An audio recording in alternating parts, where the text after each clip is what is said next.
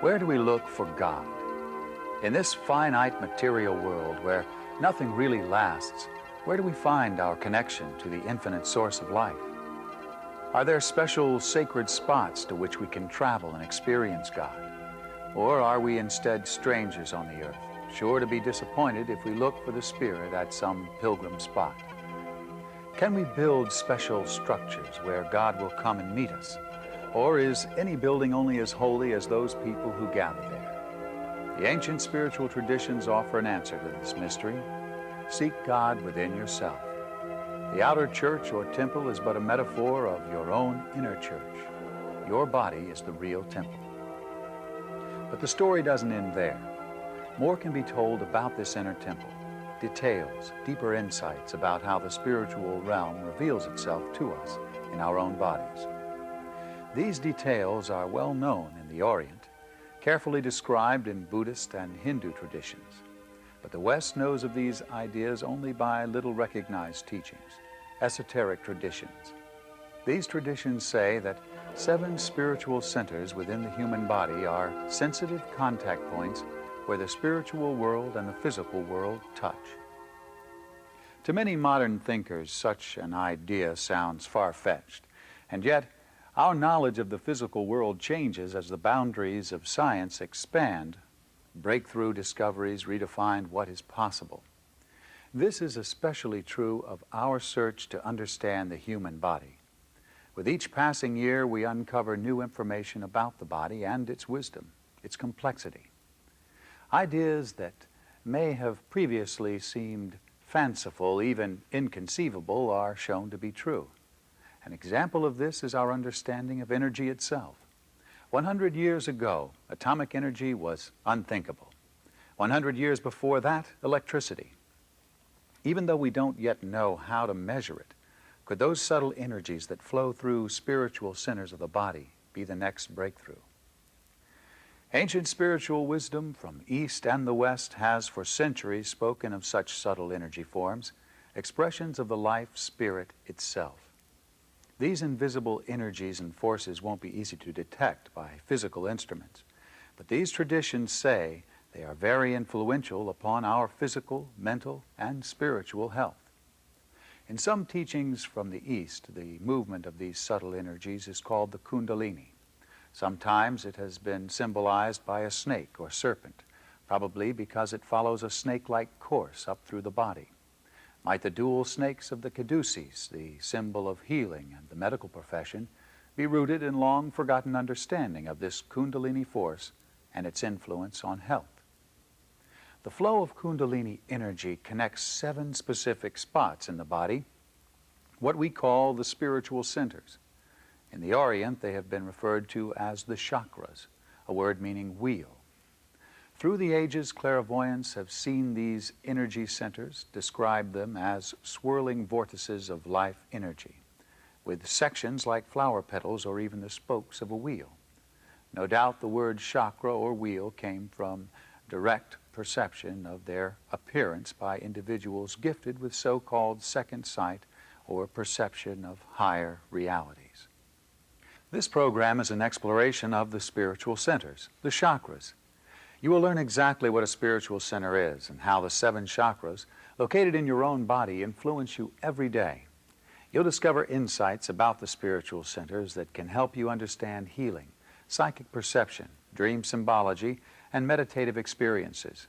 Furthermore, this program will provide you with exercises that can be done repeatedly, designed to heighten awareness of the centers and bring their activity into greater health and balance. Where do insights about the chakras come from?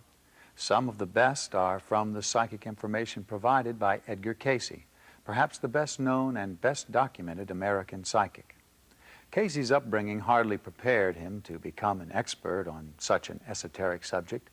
Raised in the late 19th century, the notion of chakras was not a part of the traditional and conservative Christian methods he learned and practiced faithfully. And yet, as an adult, when he discovered the spontaneous ability to tap higher sources of knowledge, an expanded vision of the human body began to emerge from his clairvoyant perception. At first, his insights were confined to medical diagnoses. Thousands of people received accurate descriptions of ailments, along with treatment suggestions. His natural remedies and his insistence on the physical, mental, and spiritual components of healing made Casey the forerunner of the modern holistic health movement. In later years, as the scope of his information expanded to include meditation instruction and dream interpretation, a rich and deep set of teachings about the spiritual centers began to emerge. Of course, most of the psychic readings given by Casey were directed to specific individuals, helping them to understand their life challenges. In some of those cases, he felt that understanding the spiritual centers was so important that details of a sort of chakra's portrait were described. When an artist then sketched according to Casey's indications, these charts gave a visual display of the 7 spiritual centers, differing in size according to how prominent a role each chakra played in that person's consciousness. What are Casey's contributions to a topic that already had thousands of years' history in Eastern religious thought? At least 3 important themes were developed, ones that we'll be exploring in this program. First is the connection between the spiritual centers and the endocrine glands of the physical body. According to Casey, it is through the hormonal secretions of these glands into the bloodstream that the entire physical body is influenced. Second, Casey described how the chakras are directly related to the development of psychic abilities. And finally, his information provides a fascinating account of places in the Bible where teachings about the spiritual centers can be found. Foremost among his contributions in this field is a way of using the Lord's Prayer so that its portions correspond to the balancing and awakening of the 7 chakras. But Casey is not alone as a figure from the West interested in the reality and importance of the chakras. We can go back as far as the 17th century and the work of the German mystic Jacob Boehme and his followers. One of Boehme's students, Johann Gitchel, published in 1696 this diagram of the human body. It shows an esoteric understanding of the body, one that clearly indicates the spiritual centers and the flow of energy among them. In more recent times, several contemporaries of Casey presented detailed teachings about the chakras. Dr. Rudolf Steiner, an Austrian philosopher and clairvoyant, taught a meditative approach designed to bring maturity and balance to the spiritual centers. From among the some 350 volumes making up his collected works, his book, Knowledge of Higher Worlds and Its Attainment, is considered by many to be his finest and most important contribution, a book that gives detailed instructions about the chakras and a new meaning to spiritual initiation. Another contemporary of Casey's who wrote extensively about the chakras system was C.W. Ledbetter, a leading theosophist in the early 20th century who compiled a classic study of the topic. Ledbetter was himself clairvoyant, and so his publications combined scholarly study with personal perception of the spiritual centers in operation. As Ledbetter was quick to point out, the chakras can be understood only by recognizing the intricacy of human nature. The spiritual centers are a rich and complex mix of many levels of activity. For example, each center is linked to a nerve plexus in the physical body. And like Casey, Ledbetter also recognized that each chakra was linked to an endocrine gland. And even more important, the chakras exist within higher energy bodies, what Casey called the finer physical body, and others have labeled the etheric body, as well as within the astral body and the spiritual body or soul. What evidence is there for such higher energy bodies? In recent times, the development of Kirlian photography has provided intriguing evidence of energy fields beyond what we can normally sense. Living things, from a tree leaf to a human fingertip, exhibit characteristic emanations with this technique. A weak electrical current passes along the photographic plate on which something has been placed.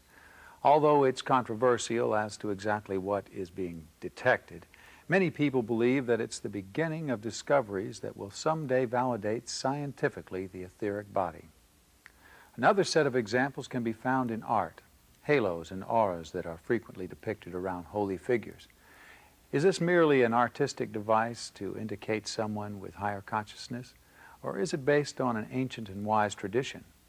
Could it be that these illustrations of light extending beyond the flesh body are a reminder, a clue, that every one of us possesses levels of energy not usually seen? More widely accepted is the Chinese medical science of acupuncture. In recent times, more and more physicians in the Western world have begun to practice these techniques. Acupuncture teaches that subtle energies flow along meridian lines of the body. By the insertion of needles at key points, blockages in the flow of this primal life force can be removed. In fact, psychically sensitive individuals such as Casey, Steiner, and Ledbetter talked about subtle energy bodies as matter-of-factly as most of us speak of the weather. All this evidence for higher energy bodies suggests that there may be something quite real to the ancient teachings about the chakras. Expert sources on the chakras describe these 7 energy centers as located in the more subtle bodies, particularly the etheric body, or what Casey called the finer physical body, a label that emphasizes how connected and influential it is to the familiar flesh body. But what role do the spiritual centers actually play? What is their job? Each chakra is a connection point, linking the physical body in the material world with the soul body in the spiritual world. That connection serves several purposes. One is to transmit energy, the force that gives vitality in life itself. We could borrow a term from physics that corresponds to what the spiritual center is doing. The term transducer. A transducer is a device that takes energy in one form and changes it into energy in another form. For example, a common telephone is a transducer. It takes the electrical impulses that travel along telephone wires and alters the energy patterns into sound which we can hear. The analogy captures the essence of one function of a chakra. It takes energy from the spiritual world and, by altering its vibrations, makes it available to us in our physical bodies. Energy flow is crucial to our understanding of how the chakras operate. Not only do chakras provide the flow of energy into the physical body, but there is also a flow of energy from one center to another, something we'll look at more closely later. Another purpose of these 7 connection points is to store the memory patterns of the soul. The question of where memory is stored is an elusive one. Medical science has never been able to pinpoint the location. While there is certain evidence that portions of our brain relate to particular types of remembrance, other evidence suggests that the brain alone cannot account for all memory. In fact, some memory seems to be present at the cellular level throughout the physical body. Casey and others suggest that memory also resides in the higher energy bodies, and that the spiritual centers play an important role. Certain types of patterns are imprinted in particular chakras. A hint of this can be found in colloquial expressions. We naturally and intuitively link types of experience and memory to certain places in the body. Our language gives us clues about the chakras. Expressions such as broken-hearted, fire in the belly, stubborn and stiff-necked. They suggest that memories related to love and emotions reside in the heart region. Concerns about power and initiative live in the mid-abdomen, and willfulness relates to the neck and throat. In fact, these and other common expressions simply confirm an ancient concept about the chakras. There are 7 primary areas of human experience, one related to each of the spiritual centers. The location of the first chakra is usually described as the groin area or the base of the spine, the root chakra. It is associated with basic survival, both the survival of the species through physical reproduction and also individual survival through the necessities of life. We all have many memories and patterns of behavior related to this area of human experience, and they are stored within the first spiritual center. The location of the second chakra is in the lower abdomen. It is especially related to the polarities of life, most notably the balance between masculine and feminine aspects within us all. That delicate balance between yin and yang, between passive and active, creates many patterns of thinking, feeling, and acting that directly relate to the second chakra. When this center is out of harmony, we can become one-sided in our approach, pushing for the dominance of one aspect over the other. Or we may project the side of ourselves that is weak onto someone else. Either way, it relates to our interpersonal relationships. The third spiritual center is found in the solar plexus region. It is associated with the use of power at a personal and material world level. In its negative expression, it can be anger, resentment, or fear. But when this center operates in a more healthy way, it provides the personal power for courage and initiative. The fourth chakra is located in the heart region, just behind the breastbone. It is the center of love, love at a human level, as distinguished from the universal love associated with the seventh center. When this center's activity is clouded by misunderstanding and confusion, it can be felt as envy, jealousy, or even more often, worry. The fifth spiritual center resides in the throat area. It's the chakra associated with free will.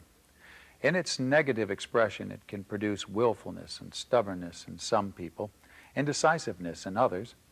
When it operates in a healthy way, one can make independent decisions, but also be responsive and obedient to a higher will.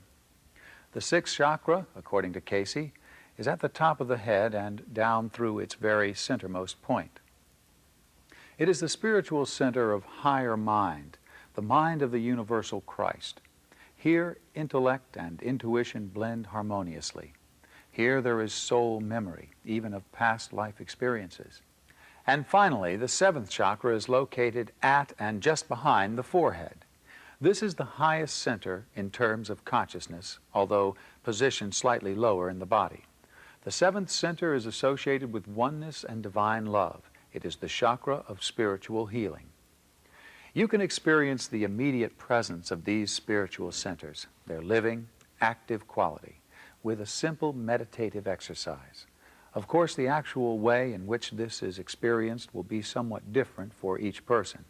Some individuals will immediately feel a bodily sensation in specific areas. Others will get an intuitive impression of the energy flow at certain centers, while still others may find that they have to practice the exercise several times before the results are evident. So get comfortable in a seating position. You may want to close your eyes for this exercise.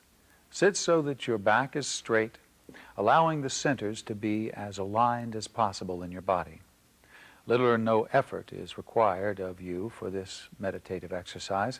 Just place your attention where you are instructed and let the words guide your experience.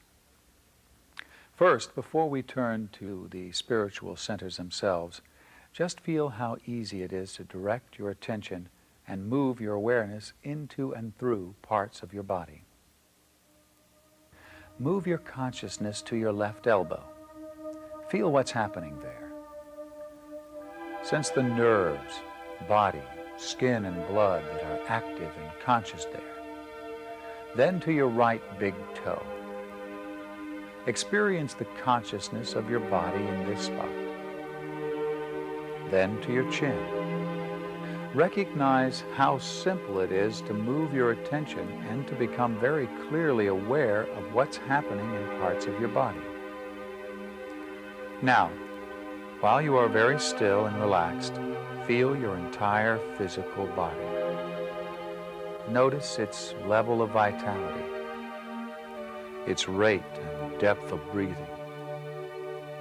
Sense its pulse. Where does all that vitality come from? What is the source of its life? Interpenetrating your physical body is a higher energy body, a finer physical body, or etheric body.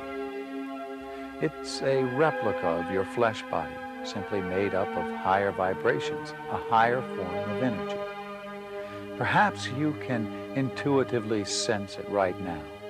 It may even give you an awareness or a sensation that extends a little further out than your flesh body. Pulsating with energy and consciousness within the etheric body are 7 spiritual centers, 7 wheels of energy, the chakras. Move your attention to the location of the first chakra, in the area of your reproductive glands, the gonads. What do you feel here? This is the basic source of creative energy, This center is sometimes called the root chakra. Does it feel vital and energetic, or does it seem blocked and sluggish? Then move your awareness up slightly to the second center. This is the chakra that is associated with creativity and balance between the polarities of yin and yang. What do you sense here? Does the energy feel balanced, alive, and creative? Or does it feel one-sided and out of equilibrium? Now allow your attention to focus on the third chakra, in the solar plexus area. What do you feel here? This is the center of power as it's used in the material world. Does the energy at this center feel like initiative and courage, or do you sense fear, anger, or resentment here? Now onto the fourth center, or heart chakra. It corresponds to love at a personal level and all the types of relationships.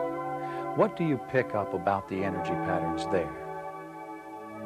Do you feel compassion and genuine loving openness, or do you feel jealousy, envy, or worry? Move your awareness on upward to the fifth center, or throat chakra, the center of free will and choice. What do you feel here? Do you feel that sensitive balance between independent decision-making and obedience to a higher will? Or do you sense a strong tendency towards stubbornness or indecision? Then let your attention focus on the sixth center, or crown chakra, at the top and center of your head. This is the center of higher mind. Its wheel of energy, its spiral vortex movement, opens upward into the space above your head, ready to draw upon energy and knowledge from beyond yourself. How aware are you of its presence? To what extent has its activity been clouded from your day-to-day consciousness? And finally, move your awareness to the seventh center, which is at your forehead and just behind. This is the chakra of oneness and spiritual healing. How conscious have you been of its presence? No matter how conscious or unconscious you've been in the past, just be aware of its activity right now. Like 7 musical instruments in an orchestra ensemble, your 7 spiritual centers create the music of your life. Sometimes one instrument plays louder than the rest, overshadowing the others, even drowning them out. Which of your chakras may have a tendency to do this? On other occasions, the 7 centers seem to be in tune with each other, supporting each other and creating harmony. Let a positive memory come to your mind now, and think about how in that moment your 7 chakras were in tune with each other, working together. Now let your awareness slowly come back to your normal state. Let your attention move from these subtle levels of energy in your body to your normal awareness of your physical body and the world around you. And then, if your eyes have been closed, you can gradually open them. How did that feel? Were impressions from some of the chakras stronger or clearer for you than from others? Remember that the spiritual centers are not merely places within the body. They are present and active within the mind, too. Images and symbols speak to the human mind, whether we are conscious of it or not, about these 7 levels of human experience. On the one hand, these symbolic impressions sometimes give us feedback about the degree of health and balance we have at a particular center, a kind of feedback mechanism that can operate during dreams or in meditation. On the other hand, symbolic images from religious or other cultural rituals can exist to stimulate or even transform particular chakras. The symbology of the first 4 spiritual centers has sometimes been presented as a set of images. For example, in the Bible they appear in both the vision of Ezekiel and in the Revelation. Ezekiel had a profound inner experience, a vision, in which he saw a wheel. And within the wheel he saw the spirit of the beast, and there were 4 of them, the calf, the man, the lion, and the eagle. Those same 4 images appear again in the symbology of the Revelation of John, the final book of the Bible.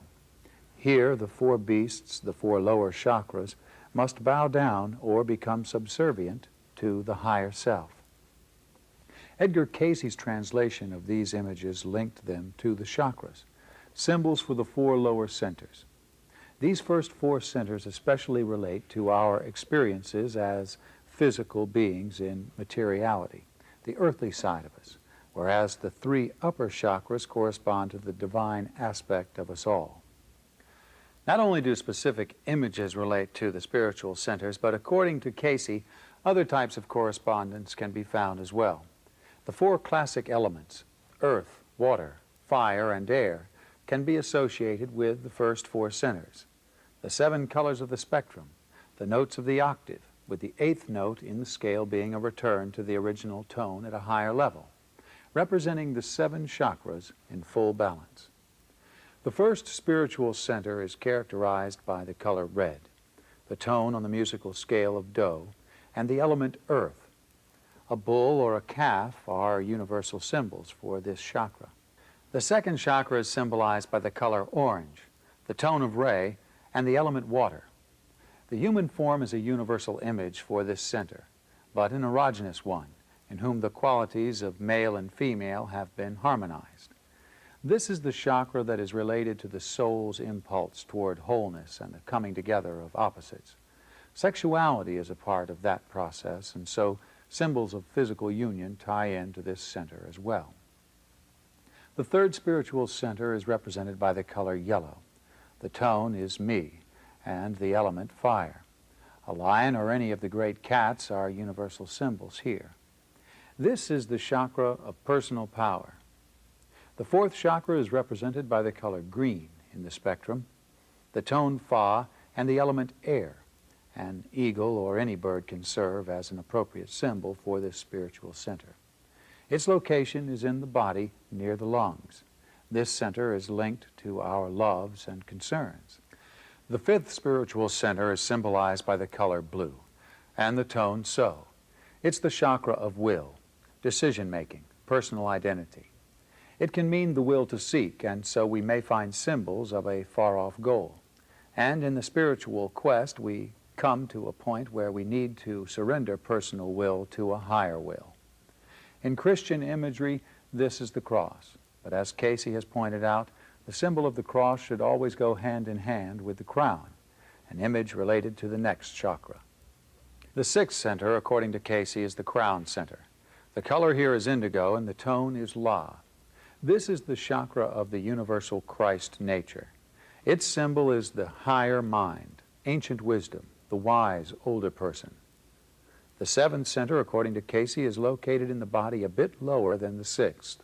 The color is violet and the note is T, but teachings about the location of the sixth and seventh centers are often contradictory, with contrasting points of view. Some sources differ with Cayce and insist that it's the sixth chakra that is found at the forehead, but since the activities of these two chakras are so closely tied to each other, it may be best to follow the Tibetan system that considers them as a single complex activity. Symbology, then, for these two highest chakras is probably mingled. It includes mountaintop, or man-made efforts to extend upward in search of the divine, cathedral, pyramid, the sun, or any form of light. Simply understanding the symbols related to the chakras can be helpful to anyone on a personal spiritual quest.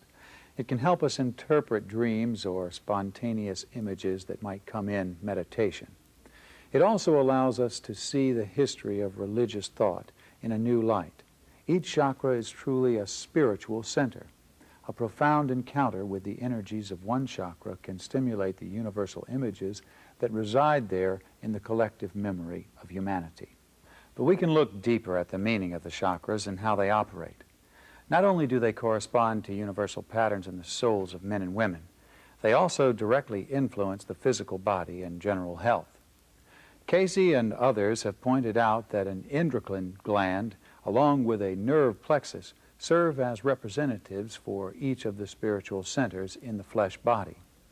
The endocrine glands have a profound influence on virtually every aspect of our physiology. They secrete into the bloodstream powerful chemicals called hormones. Those hormones, in turn, control everything from growth to metabolism to aging. The endocrine system is a big part of Casey's answer to the mind-body question. Physical health and disease are largely influenced by the operation of the endocrines. In turn, the endocrine system is linked to the mind and the soul, as the chakras in the higher energy bodies directly affect specific endocrine glands. The first chakra is associated with the reproductive glands, the gonads, the testes in the male and the ovaries in the female. The second spiritual center Casey identified with the cells of Leydig, tiny areas that are actually within the reproductive glands themselves. The glands linked to both the first and second chakras produce various sex hormones. The close proximity of these two endocrine centers may be part of the explanation for why some systems, such as the Tibetan, occasionally treat the first two chakras as one. The third chakra is linked to the adrenal glands, which sit on top of the kidneys. This endocrine center is probably the one with which we are most familiar. Actually, an adrenal gland is a gland within a gland. The outer portion produces a wide variety of hormones that affect the reproductive system, blood sugar, the concentration of minerals in the blood. The inner part secretes two hormones, noradrenaline and the well-known adrenaline. Its effects are what we experience when we are under stress, feeling angry or fearful. It gives us that accustomed rush of energy. Tiny amounts of a hormone can have an extraordinary impact on the body. With adrenaline, heart rate, blood pressure, and respiration increase, and the digestion of food is temporarily suspended. All it takes to activate this complex reaction is a single thought of anger or fear. This is an example of the third spiritual center and its corresponding endocrine gland operating under stress and imbalance. Fortunately, there's a positive side. Each chakra and its corresponding endocrine gland is capable of healthy, balanced stimulation. When the mind and soul are functioning harmoniously, each spiritual center can express positive qualities into the physical body via the hormones of the endocrine glands. The fourth chakra is associated with the thymus gland, located right behind the breastbone. Medical science knows that this endocrine center is particularly related to the body's immune system. It produces thymosin, a hormone that stimulates the production of lymphocyte cells that help the body to fight infection. The fifth spiritual center Casey linked to the thyroid gland, which surrounds the windpipe and secretes hormones such as thyroxine that control the metabolism rate in the body. When the thyroid is not functioning properly, a person frequently develops a swelling or goiter in that area as the gland tries to readjust. The sixth chakra Casey identified with the pineal gland, located right at the center of the brain. Hundreds of years ago, the philosopher René Descartes claimed that the pineal was the seat of the soul, a theory that was thoroughly rejected by medical science. Yet Casey and others have linked this endocrine gland to the sixth chakra. The pineal secretes the hormone melatonin, and production of this hormone is directly influenced by light striking the eyes. One effect of melatonin is upon activity in the cells of Leydig, the second spiritual center. This biological link between the hormones of the sixth and second chakras will be echoed when we look at how the Casey readings describe the flow of Kundalini energy among the chakras themselves. Finally, the seventh chakra is associated with the pituitary gland, the master gland of the body. It produces a set of master control hormones that in turn influence the other endocrine centers. The pituitary sits in a bony cup surrounded largely by sinus cavities. Because of its location, some meditators have speculated that deep breathing exercises and even chanting may directly affect the pituitary, and therefore this highest chakra as well. The spiritual centers are always active and functioning, but not necessarily in as balanced and healthy a way as they might. Each chakra has a tremendous potential, but most of the time that potential is blocked or closed off. We can speak then of opening a chakra. That is, intensifying our experience of the potentials within that particular center. This is not something to be taken lightly. If we aren't sufficiently prepared, the intensity of energy can be disturbing. The soul patterns within that chakra can be confusing. This is why the Casey readings say to let the centers open naturally, of their own accord. Don't try to force them open.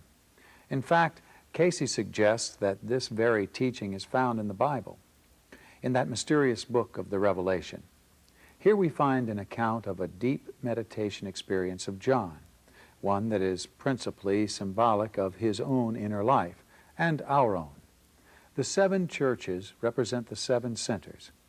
Each church is addressed by the higher self and told of its faults and its strengths, the universal tendencies of each specific chakra. In this profound meditation experience, John also sees a book with 7 seals, again symbolic of the 7 spiritual centers. He wants to open the book and read from it, but the seals keep him from doing so because he's not ready. Here, according to Casey, is a lesson about our own spiritual centers. They do not fully open to all their potentials because it may not be in our own best interest for them to open prematurely. How can this opening ever come about? In the Revelation, it is the Lamb that comes and opens them, allowing John to learn the contents of the sacred book. The Lamb is an emblem for the universal Christ spirit of love, patience, and self-sacrifice. The message is clear. Do not try to force open the centers. No doubt there are techniques that will prod the chakras open, methods to get an intense rush of spiritual energy through the centers, or even an impressive psychic experience. But a better, more balanced approach is to allow the centers to open as they will, to trust that as we mature spiritually, we can expect them to open and give us more intense experiences when we can handle them. Casey's readings go on to suggest a way to consciously work with the flow of energy through the centers and to invite their natural opening. Again, it's based on biblical teachings, an esoteric understanding that most people may never have recognized. The Lord's Prayer is specifically linked to the chakras. This is certainly not the only way to work with the special prayer, but Casey indicates that it's a powerful yet safe way to focus attention upon the centers, especially as we begin a period of meditation. To understand how the Lord's Prayer can work, we need to first see how energy flows among the chakras. Remember that the spiritual centers are points of contact for the flow of spiritual energy in 2 ways. First, there are the channels by which the invisible spirit world is connected to the physical world. But second, and just as important, there is a flow of energy from one chakra to another, a network that connects them. Here's where Casey departs from many of the Eastern philosophies about the chakras. Rather than the Kundalini energy moving up and subsequently activating the chakras from the lowest to the highest, Casey suggests that we want to move the energy directly from the first and second center up to the 2 highest ones. Like an express train that doesn't make all the local stops, this creative life force can be lifted directly to the pineal center. Think of this chakra as a vortex of energy atop the head that opens upward. Meeting the upward flow at this center is the creative spirit of God that flows downward and meets our own rising energy. As these 2 streams of energy meet at the 6th chakra at the top of the head, they can then move downward, spilling over into the pituitary center and then back downward to connect with the other centers. The point of the Lord's Prayer, then, is to invite this Kundalini force to rise upward within the body without awakening the soul patterns that are stored within the lower centers. It calls upon the life force to bypass certain forms of negativity that are likely to be within the 4 lower centers. Here's how the prayer works. First, it addresses the 3 upper chakras, the ones that are less involved in our daily material life consciousness. Our Father who art in heaven, the pituitary center. Hallowed be thy name, the pineal center. Thy kingdom come, thy will be done, the thyroid center. In earth, referring to the 4 lower centers as a group. As it is in heaven, the 3 upper centers as a group. Now the prayer begins to address the first 4 chakras, and in each case it affirms something positive, an antidote to the typical negativity that can reside in that spiritual center. It's a call to the Kundalini energy to move directly upward without getting entangled in that center and its issues. Give us this day our daily bread, the gonad center. Forgive us our debts as we forgive our debtors, the adrenal or solar plexus center. Lead us not into temptation, the cells of Leydig center. Deliver us from evil, the thymus or heart center. The prayer then concludes with an affirmation that the creative energy has, in fact, reached the higher centers. For thine is the kingdom, the thyroid center, and the power, the pineal center, and the glory forever, the pituitary center. How then would we actually use this prayer? If it's one secret for working with the chakras, how is it best done?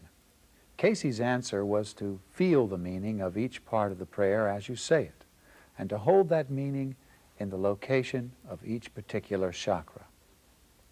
This prayer is not a magic formula. It's not a sorcerer's incantation, but it does work whenever we sincerely feel the meaning of the words. Many people have found that it's a powerful tool to use right at the beginning of meditation.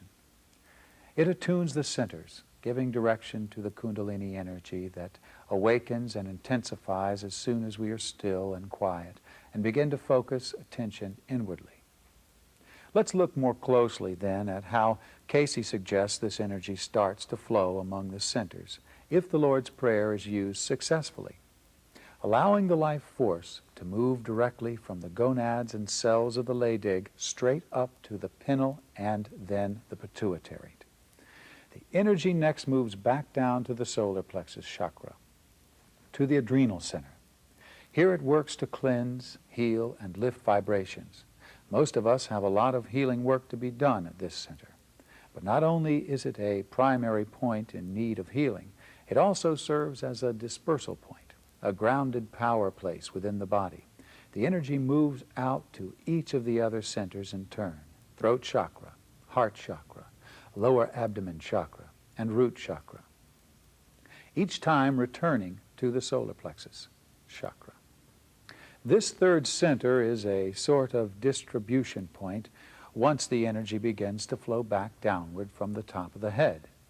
This continual return to the third chakra creates a pattern of flow that is somewhat like a figure 8, with the crossover point at the solar plexus. The chakras are not only contact points for the life force and storehouses of soul memory patterns, they are also instruments of knowing and perception. But what kind of knowledge do the chakras provide? Not so much information about the world around us. We have sensory organs to do that: our eyes, ears, and nose. The spiritual centers are receptors for knowledge about things in the mental and spiritual realms. The Casey reading suggests a model to explain how psychic perception works, a theory that includes a key role for the chakras. Normal perception of the physical world involves the 5 senses. We become consciously aware of at least a portion of what is available to our sensory organs. Much gets filtered out or ignored simply because we'd otherwise be overloaded with information. But just as the physical body can receive impressions, so can the etheric body, the finer physical body. Its sources are in the mental and the spiritual worlds. The chakras operate like tuning devices. They determine exactly what the finer physical body will receive in the way of information and impressions. Casey suggests that we think of the analogy of a radio. As we make tuning adjustments, we get different broadcast stations.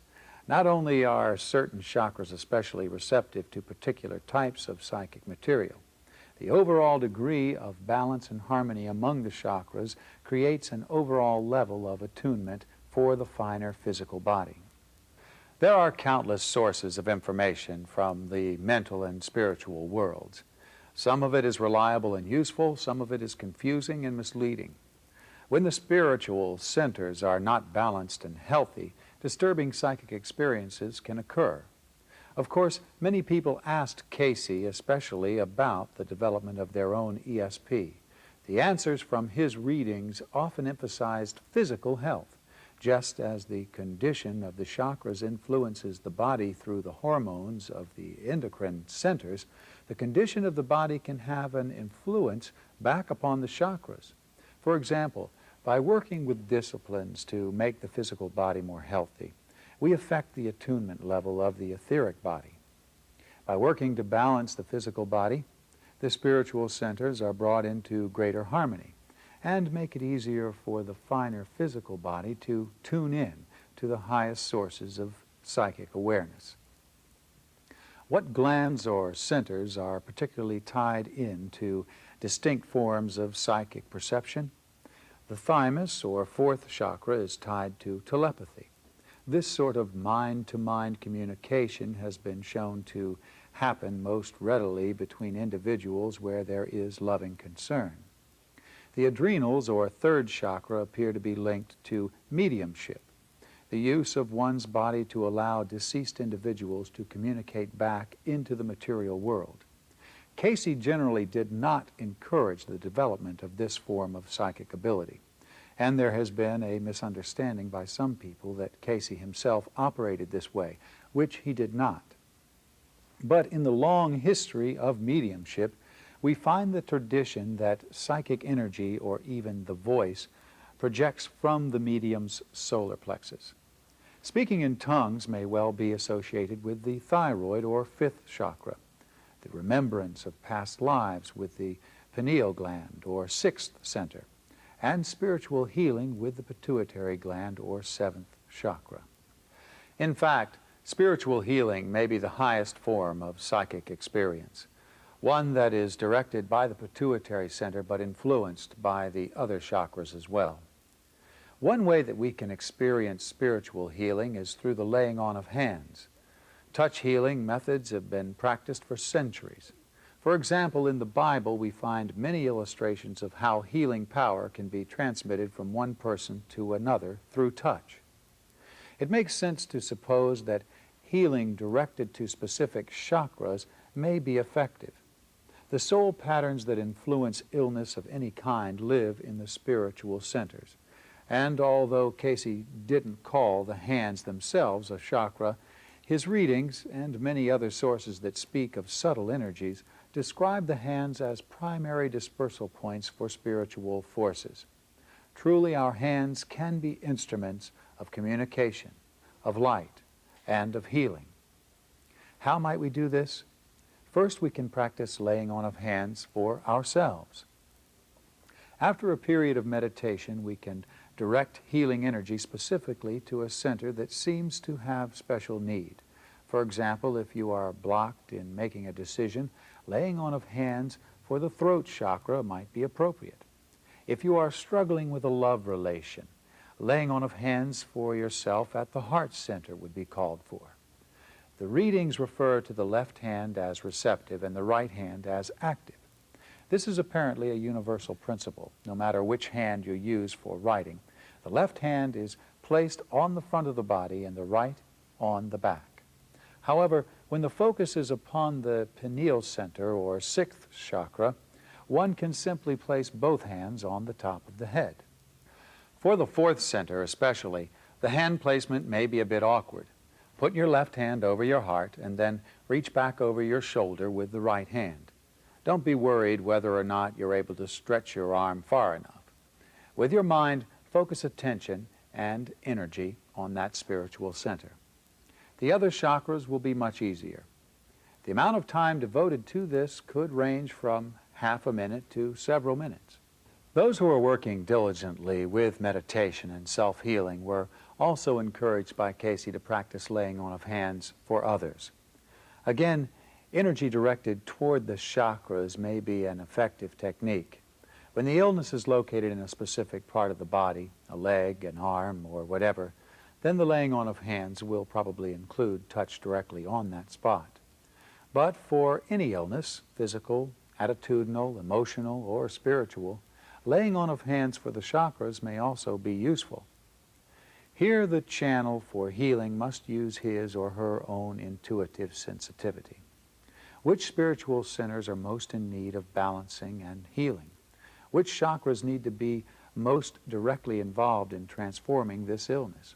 It's usually wise to use touch healing on the pineal and pituitary centers, whatever the problem may be.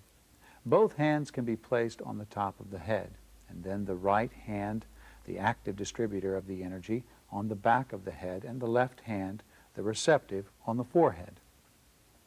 For any of the other 5 chakras, this same pattern can be followed, with the left hand on the front of the body and the right hand on the back. What makes the laying on of hands work is not the technique itself. Knowing the best method for the placement of the hands is useful, but what really matters is the spiritual attunement of the healing channel. When you practice laying on of hands for yourself, you may or may not feel anything happening. If you do, it's likely to be warmth or an actual sense of energy movement. But whether you do or not, changes are being done in the subtle energy bodies. The same principle holds true for laying on of hands done for someone else. The recipient may or may not have sensations, but even if the changes don't come into conscious awareness at that time, the healing work is still going on.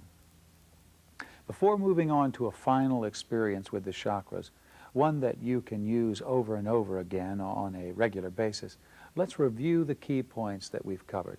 These essential ideas form the heart of what the Casey readings teach us about the chakras. These mysterious connection points to the spiritual world. 1. Our contact with God and the spiritual world is within our own bodies. 2. Each chakra is a spiritual center. Each one is important to our spiritual search. 3. Each of the 7 chakras has an aspect in not only the flesh body, through the endocrine glands, but in higher energy bodies as well, what Casey referred to as the finer physical body, or others have called the etheric body. 4. The spiritual centers aren't really a foreign idea. If we look carefully, we can find teachings about them in the biblical tradition. And if we examine our own dreams, we're likely to find symbolic images that represent their activity. 5. The chakras control the flow of spiritual energy. They act as transducers that change rates of vibration so that higher, more subtle energies can manifest in the material world. And the 7 centers themselves form a network. There is an orderly pattern to how the energies can flow from one center to another, especially when we quiet ourselves and focus the mind in meditation. And finally, 6. The spiritual centers are storehouses for the patterns of the soul. Now let's do a final exercise designed to bring together the ideas that we've examined. This imaginative exercise can be used on a regular basis, and it might be especially useful right at the beginning of a meditation session. Although Casey discouraged people from actually meditating on specific chakras, a part of one's preparation for meditation might well focus on balancing and harmonizing the spiritual centers. Sitting comfortably, make sure that your posture is erect. Take a moment now to slowly and deeply inhale. Feel your chest expand. Fill your lungs fully. That air is like the life force itself. And then exhale, letting go of everything you and your body don't need anymore. Stale air, old hurts, worn-out feelings about yourself and your life. Then inhale deeply again and let it out, totally relaxing. If you want, you can even let your eyelids begin to drop as they feel pleasantly relaxed and heavy. Breathe in one more time. Fill not only your lungs, but your entire body with vitality and energy. And then, let it go. Release everything you don't need anymore. And now you're feeling very relaxed, and perhaps your eyes are closing, and your breathing can be more gentle. But still you feel the power of this breathing rhythm. Energy and vitality flowing in. That which is from your past and no longer needed flowing out. Simply be aware of your body now. It feels vibrant and pulsating with creative force. It's very relaxed and yet alive and vital. And your mind is totally at peace, but still alert and receptive. You will be moving now to a more sensitive awareness about your body and the spiritual forces that flow through it. This will be a very positive experience for you. Your consciousness will expand to become aware of energies that are alive within you all the time. Your consciousness will expand exactly as far as you can comfortably go today and have a very positive, healing experience. Simply be aware of your body now. And as you do, you may sense that interpenetrating your physical body is at least one other body of your own, an etheric or higher energy body. Within that higher body are 7 wheels of energy, moving, spinning vortices of light. Move your awareness through your body from bottom to top, and remember where these spiritual centers are located. At the base of your spine and the reproductive glands area.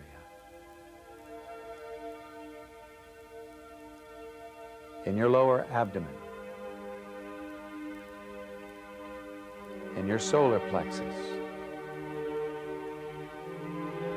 At your heart. At your throat. At the top of your head. And at your forehead. Each of these points is a spiritual center. Each one has an important role to play in making your life healthy and fulfilling. Each of these chakras is a channel for the flow of creative, spiritual energy into your life. Feel your desire for wholeness, balance, and harmony in the activities of these centers. Know that with your focused attention and your imaginative forces, you can make that a reality.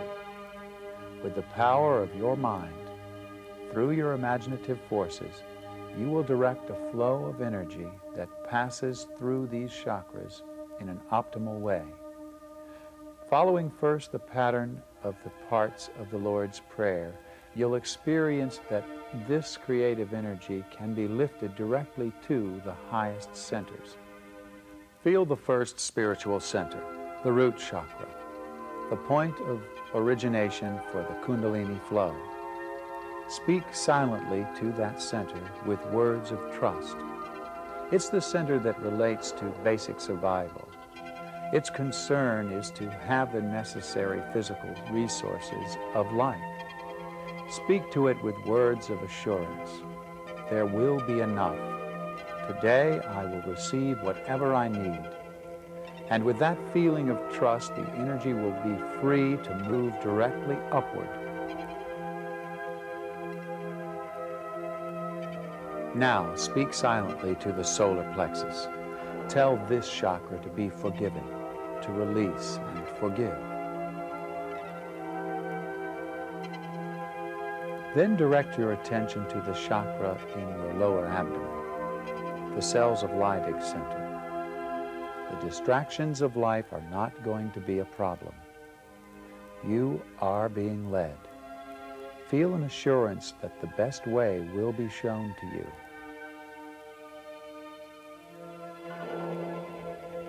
And then speak silently to your heart chakra. All patterns of living that lack love are removed. the Kundalini energy will be free to move directly to the highest centers without yet activating this heart center. Now imagine that there is a direct flow of creative energy from your second chakra directly to your sixth at the top of your head. A free flow of vitality. And at the top of your head, this energy from within yourself meets an even greater energy that flows downward into you. Put all your awareness right there at that pinnal center.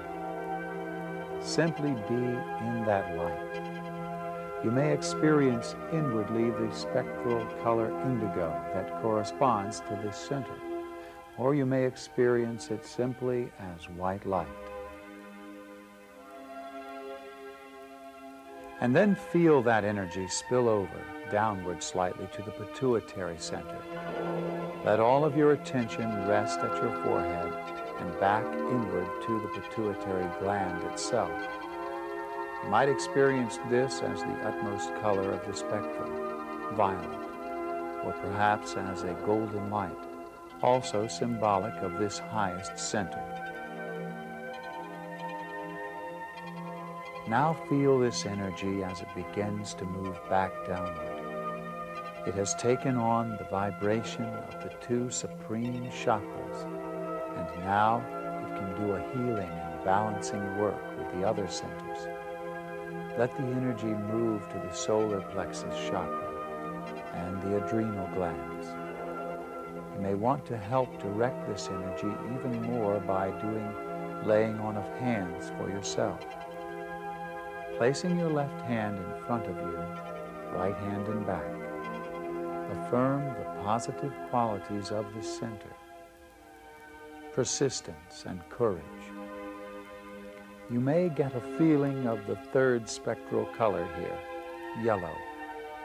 Let your imaginative forces fill this center with a yellow light. This solar plexus chakra will serve as a distribution point for the balancing, harmonizing energy. It moves now back to the root chakra. Again, you may want to do the laying on of hands for yourself to help focus the energy. Left hand in front and right hand in back. Affirm the positive qualities of this center. Strength, vitality. The color here for balance is red. Allow a brilliant, dynamic red light to vitalize and harmonize this center. Now, sense the energy returning to the solar plexus, and then flowing outward again to the second chakra, to a spot in your lower abdomen about 6 inches below your solar plexus. And affirm the positive qualities of this chakra when it's operating in a healthy way. Creativity and harmonious balance between the many opposites of life. Fill this center with light, the color orange.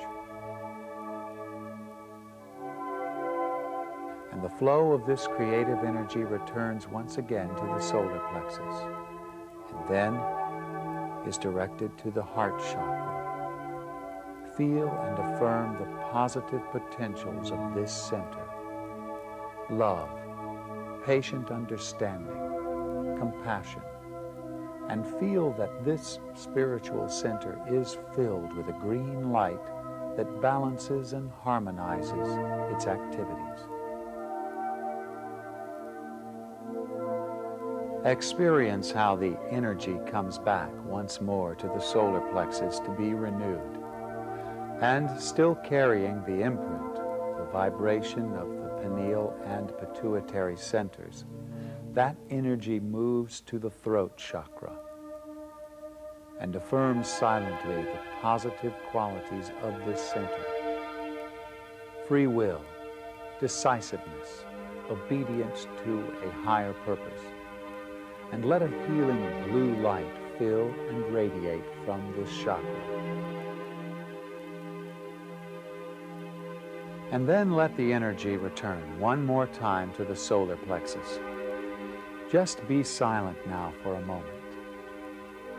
Like an ensemble of fine musical instruments, each with their own special contribution to make, your 7 spiritual centers are pulsating with light, rhythmically in tune with each other. The music that flows out from them is the music of your life, your way of meeting the world and other people moment to moment. These 7 windows to the spiritual world are now a little bit more balanced, a little bit more in attune with the highest purpose of your soul.